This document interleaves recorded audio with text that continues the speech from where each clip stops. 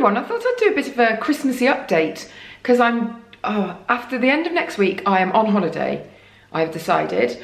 And so I thought that I would just get a few Christmassy vlogs out of the way because they're quite timely if you are decorating your house for Christmas. In fact, you've probably already done it and you've probably already done your tree, but this is something slightly different because it's garlands. I've never done garlands before, but I've been shooting pictures of them for a blog post and I thought, you know what? Why not do a little vlog on it as well while I'm here doing stuff? I'm surrounded by foliage and flowers, look.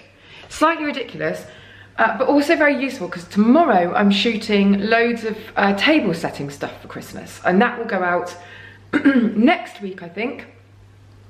So it's all the things that you can do on the run up to Christmas to make yourself feel Christmassy and get into the Christmas spirit, basically, which I never really do because normally it's like work, then Christmas comes and I'm not prepared and I find it all really stressful. So anyway, I've been shooting these garlands and all of these flowers are variously birthday flowers and ones that I've swiped from a hotel that I was staying at last night with Elizabeth Arden. I didn't swipe them, they said I could take them, but they were part of their place setting and I thought they'd look perfect for mine tomorrow. Anyway, that's all completely irrelevant because we're talking about garlands. And so I thought I'd just show you a few of the favourites, but go and read the blog post because that has more information on them and some nicer pictures shot in better light because it's now starting to get dark. So this one is one I bought from amara.com, which is where I get loads of my homeware stuff. And it's by Gisela Graham. Now, I have to point out that all of the garlands are fake. They're artificial. Yes, I would buy a real wreath. However, with the garlands, I just feel like it's a lot of foliage. And I don't know whether I could justify doing that as well every single year. When these will last a lifetime, hopefully. I think it'd be hard to get this sort of magical fairy toadstool feel with a real one. And I'd be really sad when it wilted and then you've just got to chuck it away. And I feel like, I mean, this one doesn't really look that realistic, I have to say, mainly because it's got all of these frosted berries and stuff.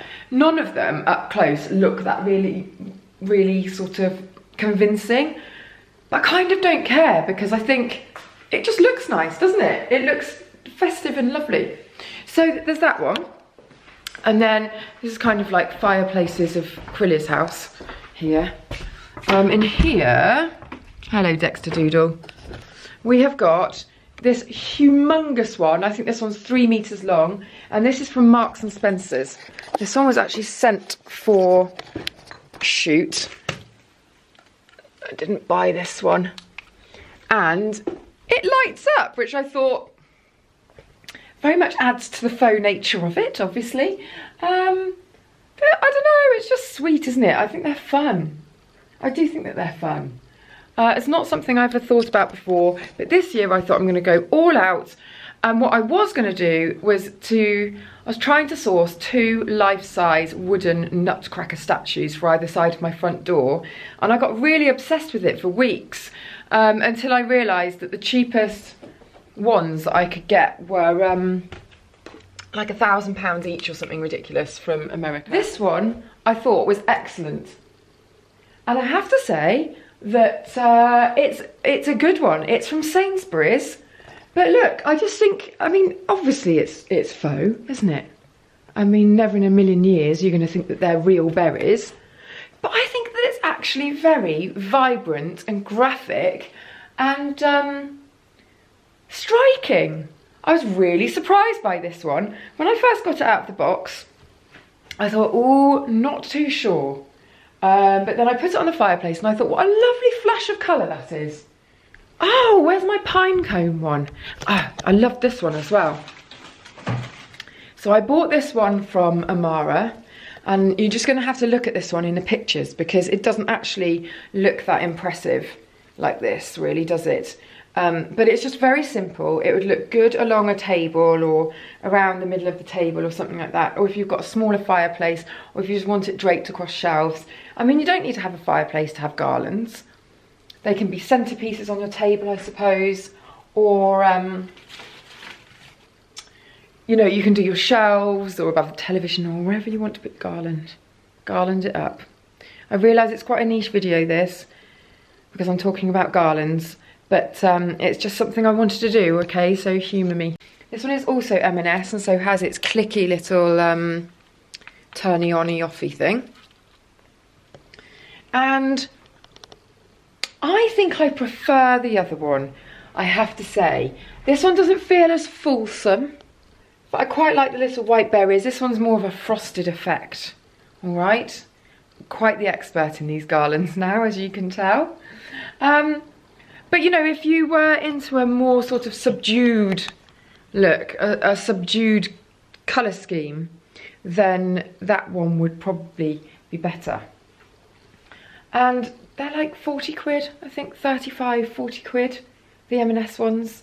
The Gisela Graham I think was more expensive.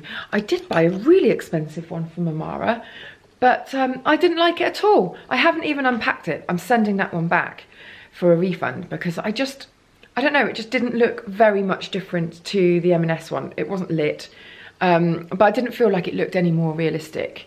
And so I thought, why feature the more expensive one when the cheaper one is as good, or looks as good.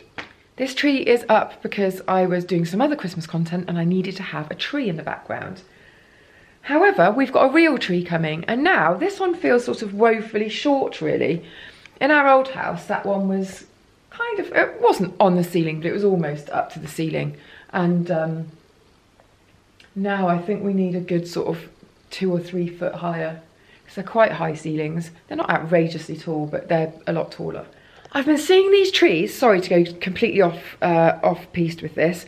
I've been seeing these trees that people have by something called, I want to say like Balham and Hill or something, or Balham's Hill. I'll look it up and I'll put them below.